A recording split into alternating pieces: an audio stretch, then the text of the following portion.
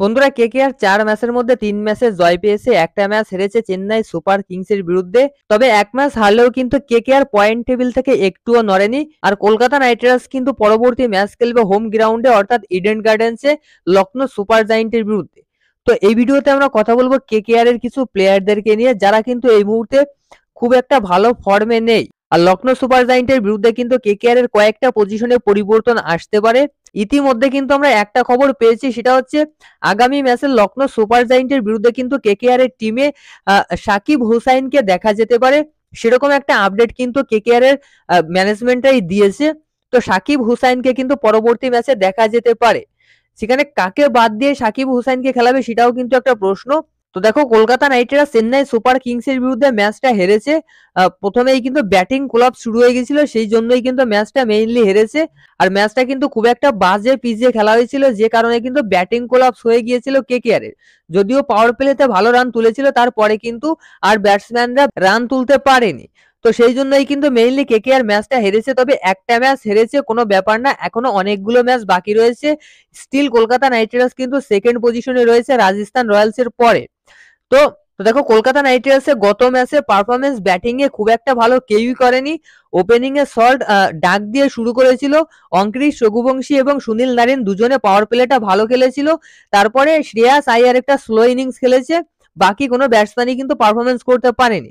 সেখানে আমরা দেখছি ভেঙ্কটেশ আইয়ার এবং রমনদীপ সিং, এই দুজন প্লেয়ার কিন্তু খুব একটা ভালো পারফরমেন্স করতে পারছে না। আর নীতিশ সেনাও কিন্তু এই মুহূর্তে চোট সারিয়ে উঠেছে। খুব সম্ভবত নীতিশ সেনাকে কিন্তু আগামী ম্যাচে কেকেআর এর টিমে দেখা যেতে পারে। তো নীতিশ সেনা যদি আগামী ম্যাচে কামব্যাক করে, তাহলে দল থেকে বাদ পড়বে কে? ভেঙ্কটেশ আইয়ার নাকি রমনদীপ সিং? দেখো, দুজনেই কিন্তু ভালো পারফরমেন্স করতে পারছে না। ভেঙ্কটেশ আইয়ার একটা ম্যাচে একটা 50+ স্কোর করেছিল, বাকি 3টে ম্যাচে কিন্তু পারফরমেন্স করতে পারেনি।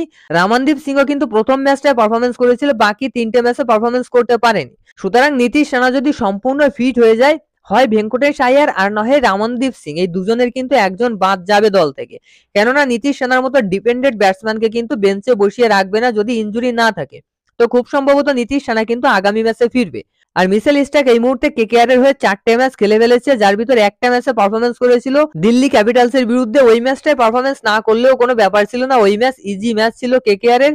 তো 3টে ম্যাচ খারাপ খেলেছে কেকেআর। খুব সম্ভবত মিচেল স্টার্ককে কিন্তু আরো দুটো একটা ম্যাচের সুযোগ দেবে, তারপরে কিন্তু মিচেল স্টার্ককে ড্রপ করার কথা ভাববে।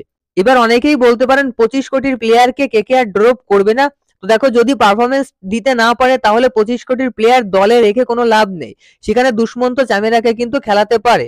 আর ইতিমধ্যে কিন্তু আমরা একটা খবর পেয়েছি, সেটা হচ্ছে আগামী ম্যাচে কিন্তু সাকিব হুসাইনকে ইডেন গার্ডেন্সে খেলাতে পারে। তো আপনাদের মতে নীতিশ সেনা ফিরলে কাকে ড্রপ করা উচিত, ভেঙ্কটেশ আইয়ার না রমনদীপ সিংকে? কমেন্টে জানান। আমার মনে হয় খুব সম্ভবত ভেঙ্কটেশ আইয়ারকেই ড্রপ করবে, কেননা নীতিশ সেনা যেহেতু 3 নম্বরে খেলতে পছন্দ করে, সেহেতু ভেঙ্কটেশ আইয়ারের পজিশনটাই কিন্তু নীতিশ সেনা খেলবে। আর মিচেল স্টার্ককে আরো কয়েকটা ম্যাচে সুযোগ দেওয়া উচিত নাকি অন্য প্লেয়ারকে ট্রাই করা উচিত, সেটাও কমেন্টে জানান। সাকিব হুসাইন খুব সম্ভবত পরের ম্যাচে সুযোগ পেতে চলেছে, কেননা হর্ষিত রানার চোট কিন্তু এখনো পুরোপুরি সারেনি। তো লখনৌ সুপার জায়েন্টের বিরুদ্ধে ম্যাচের আগে কিন্তু এই কয়েকটা কেকেআর এর আপডেট এসেছে। ভিডিও ভালো লাগলে অবশ্যই লাইক করুন, আর ক্রিকেট সংক্রান্ত সমস্ত আপডেট পেতে চ্যানেল সাবস্ক্রাইব করে রাখুন। ধন্যবাদ।